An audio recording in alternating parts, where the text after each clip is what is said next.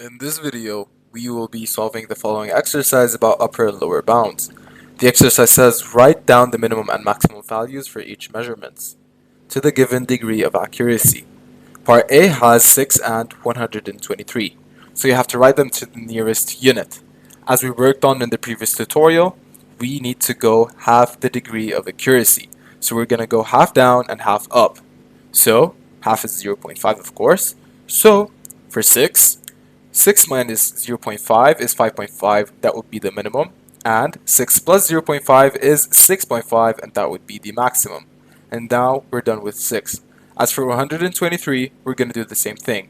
123 minus 0.5 is 122.5, and that would be the minimum. 123 plus 0.5 is 123.5, and that is the maximum. As for part B, it says 7 and 40 to the nearest one significant figure.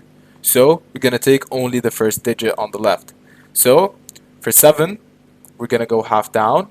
7 minus 0.5 is 6.5, and that would be minimum. And 7 plus 0.5 is 7.5, and that would be the maximum. As for 40, it's going to be a little bit different since we're working on one significant figure. So we're going to go either 10 or 10 up.